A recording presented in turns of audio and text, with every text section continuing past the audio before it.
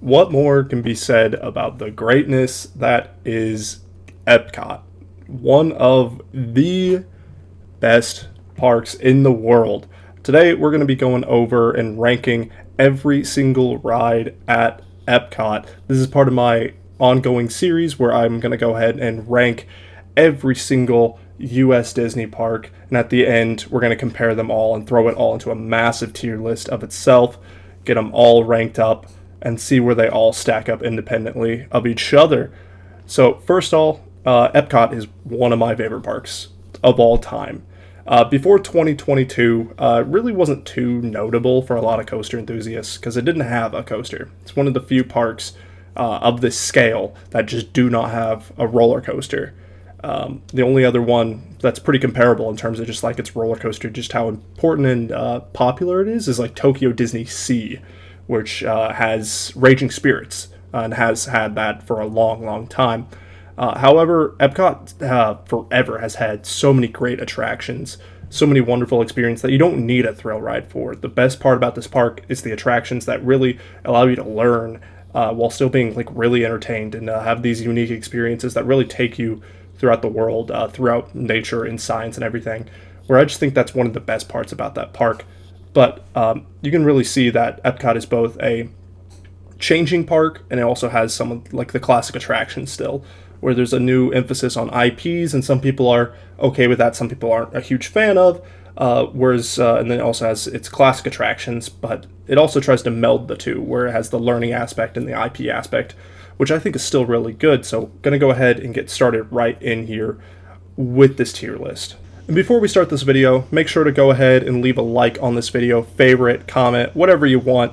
Or after the video, you can go ahead and watch and leave your comments or leave where you disagree me on. But it definitely really helps get this channel out there, helps with the YouTube algorithm, and it just helps make me know that there's an audience worth watching this. So if you guys have any comments or where you would go different on this, leave it down in the comments. All right, and then first up, we're going to go with the smaller ride, one of the smallest rides at the park, Grand Fiesta Tour, starring the Three Caballeros.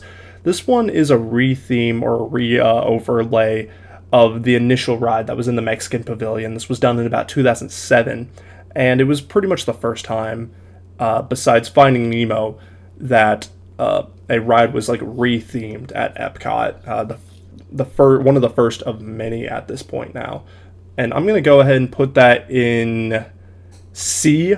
It's a fun ride. It's good. It's got some good show scenes, and that final scene with all the Three Caballeros together with their animatronics and the fireworks, the simulated fireworks going off, are really fun.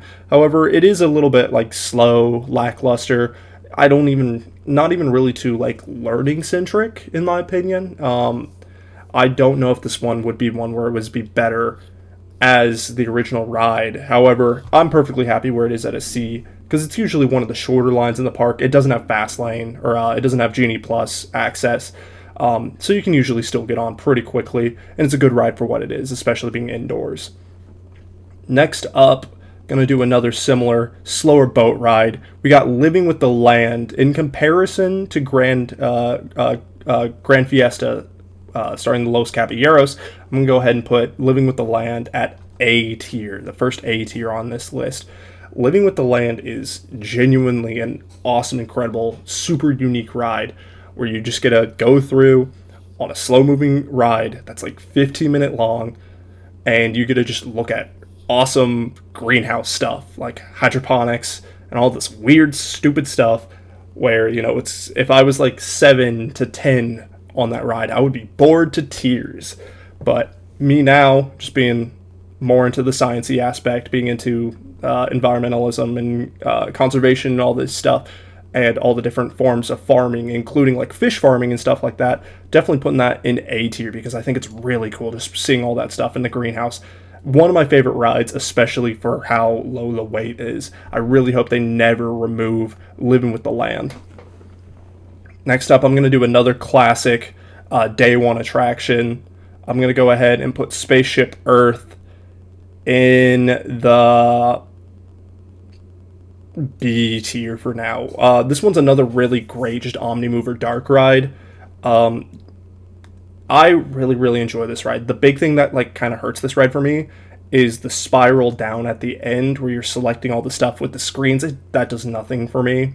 I wish there was some other just like physical set or some show scene for me to see on the way down, because the ride is, half the ride is just waiting for you to get off at that point, which I think is a little weird. But, having this ride in the Epcot ball, in Spaceship Earth itself, is really, really cool. And also the story of just the history of communication. It's just a really unique thing. I'm a big history guy. That was my major in undergrad. So just going through, seeing the different forms of communication and some very unique ways of portraying it, such as like through Roman times and all this other stuff, the development of it, besides just in a commercial way, is really, really cool and just really connective and all that stuff. So I'm going to go ahead and put that in B. The show scenes, if it was just the show scenes or it had a continued show through the spiral down, even if it was a more simple one, it would definitely go into A. But with the current show scene, just not a fan. Hopefully when they re-up this, if that's still happening, the refresh, they do something with that in-show scene where it'll bump it up to an A. Next up, I'm going to do Mission Space. That one's also going to be a B, but definitely less than Spaceship Earth in my opinion. This is a really fun simulator. In my opinion, better than Millennium Falcon Smuggler's Run. I just really like the intensity of it, having that centrifuge. I've done the Mars mission. I've never done the green or blue team, whichever one is the one to Moon, the one that has like half the G-force. I haven't done that one, but I really, really like the Mars one. It feels, it's not as interactive as, say, Smuggler's Run, but everyone gets to do something, and they're all of roughly equal importance, which I think is really cool. And also, it's just a non-IP thing. I'm a big fan of stuff like SpaceX and NASA trying to get to Mars. So just a lot of that stuff I'm a big fan of. So I'm going to go ahead and put that in B, and I think it does a pretty good job while keeping it futuristic and out there, not feeling like here and now. Whereas it's like something where it could definitely happen in the near future, though. So going to go ahead and put that in B. Next up, we've got Living Seas, The Journey of Nemo. I'm going to go ahead, and this one's a low C ride for me, in my opinion. This one is, in my opinion, kind of like a not very successful version of the Nemo submarines at Disneyland, unfortunately. Where Disneyland, you have the cool submarine aspect, and you're like real up close to the windows where you get to see into the ocean, into the lagoon.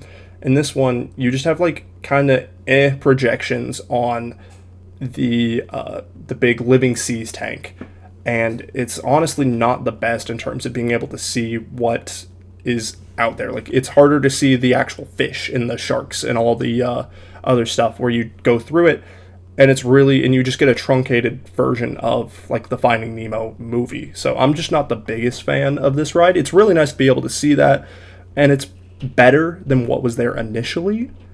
Because like initially it was just you went past the tank. It was an Omnimover past the tank where you can see the tank already by just walking by it. So I understand with the limitations of the ride, but I do think it's one of the weaker rides at Epcot, unfortunately.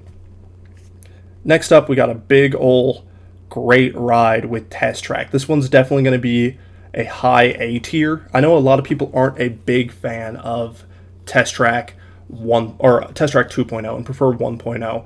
But I really, really, really like Test Track as is, and I am really excited to see where they go for Test Track 3.0, whether or not it's more a version of 1.0, or it is even closer to Horizons, the ride it replaced. Test Track isn't the best of these rides. Radiator Springs Racers easily clears it. Way more themed, way more exciting, where it has like hills and sharper turns and you're racing. Whereas this one has the really good speed element, but I do really like the whole like testing your car aspect. I really like the style and how it looks like a Tron, like its own Tron ride before Tron Light Cycle Run opened. But overall, that just sense of speed at the end is really, really fun, and even feels better than the sense of speed on like a lot of coasters that go the same speed. It's a really unique, interesting ride system. So I'm gonna put that at A. Being able to customize your car is really cool. Next up, we are going to go ahead and do the big one. Guardians of the Galaxy Cosmic Rewind. The first coaster to go to Epcot. The world's largest indoor coaster. Yada yada. You get launched. Disney's first coaster launch you backwards into space. Easy S tier. This was one where, I was equally hyped and equally cautious of, just because Disney's marketing and its stats weren't the best in terms of just like, oh, only like a 45 mile per hour launch. It's the gimmick of the backwards launch being the marketing tag for it initially. However, as it got closer to opening, and especially when I was able to get on it for the first time in 2022, absolutely phenomenal ride. And after my most recent trip, equally more impressed. A lot of the songs work really, really well for it, and overall, it has some airtime moments. It's perfectly smooth. It is one of the smoothest coasters I've ever been on. It's one of the most fun coasters I've ever been on. It's got one of the most consistent overall single arching stories in a ride, full experience stories that even rival something like Rise the Resistance, where you get to fully immerse yourself in the world while also having a lot of those learning elements, learning about the Big Bang. And it is more obliquely something that's more for fun, for entertainment, where it's about the MCU, but there is still some of that Epcot just core to it. So definitely goes up at A, and it being an incredibly long ride and one of the most just fun coasters out there, in my opinion. It is the only like family style coaster that is in my top 10. It is sitting right at the edge of the top 10, but still definitely the best ride in my opinion at Disney World. So I'm going to go ahead and put that right at S tier. All right, next up, we've got a little bit of a more divisive one for me. We've got Frozen Ever After. I do enjoy this ride, I'm going to say that, so I'm going to put it in B tier. However, I do have some gripes with it that definitely make it less. It's got some of the best animatronics in terms of their movement and their range and their like physical expressiveness. However, they've got some of the worst faces on an animatronic in terms of their projections. Their faces just light up way too much, and Elsa just looks weird with her light up face.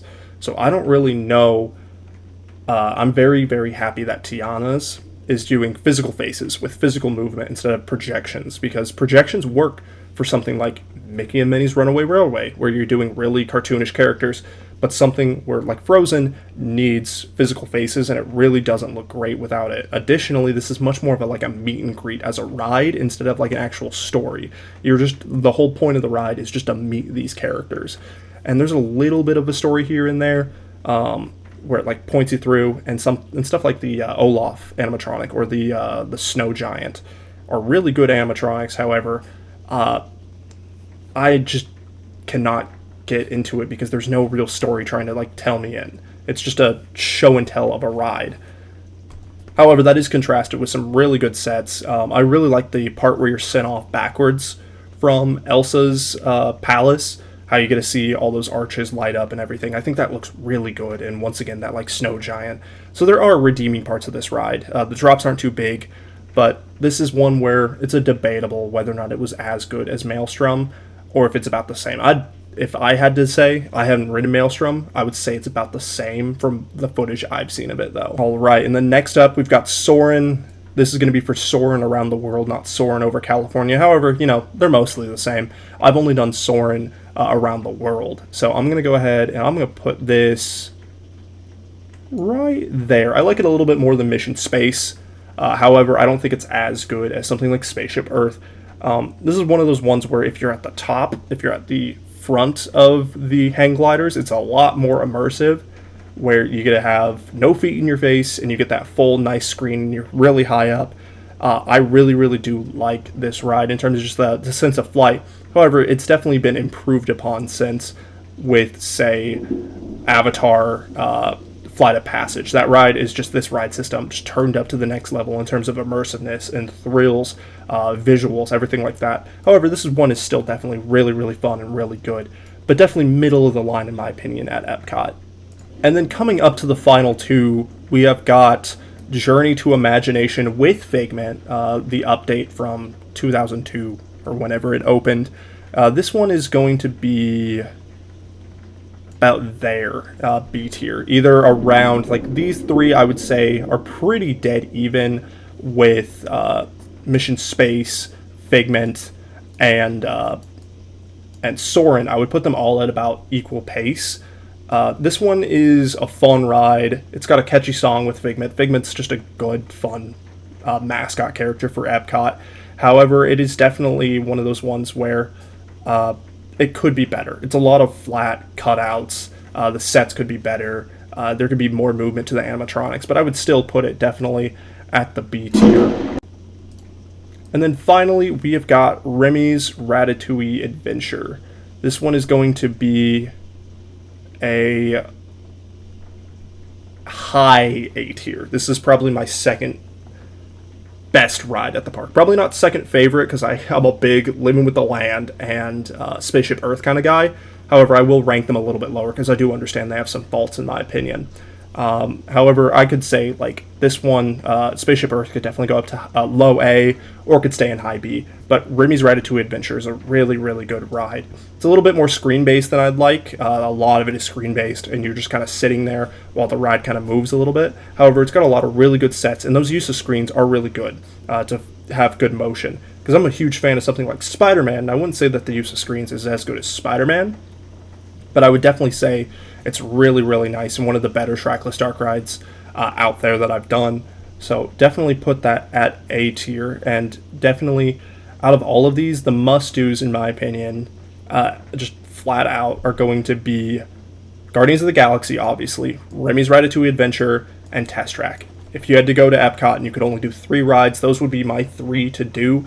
They're just very unique, very fun, very different experiences that get you really good Epcot vibes. Even though 2 of those now are IP attractions, I do think those 2 new IP attractions have really improved Epcot as a park outside of all the other fun stuff. And the thing is with Epcot, Epcot is not just the rides. So me doing this tier list is not doing the park justice.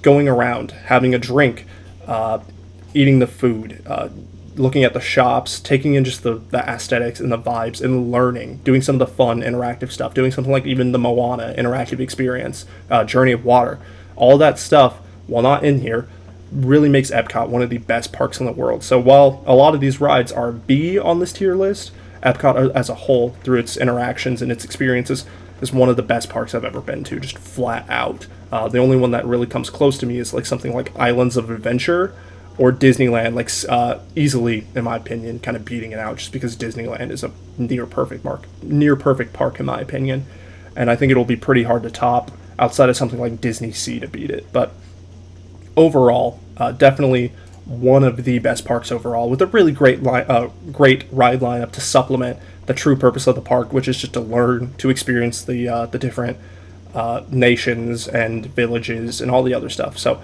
definitely interesting take for me, but if you guys have any differing opinions, go ahead, leave them down in the comments. I'm also going to be linking this tier list down in the description, so if you guys have any disagreements or want to make your own tier list, go ahead and do that down there in the description. So this is Airtimexia, and make sure to like, favorite, comment, and subscribe, and I will see you next time where we go over Animal Kingdom and Hollywood Studios for their ride tier lists next week.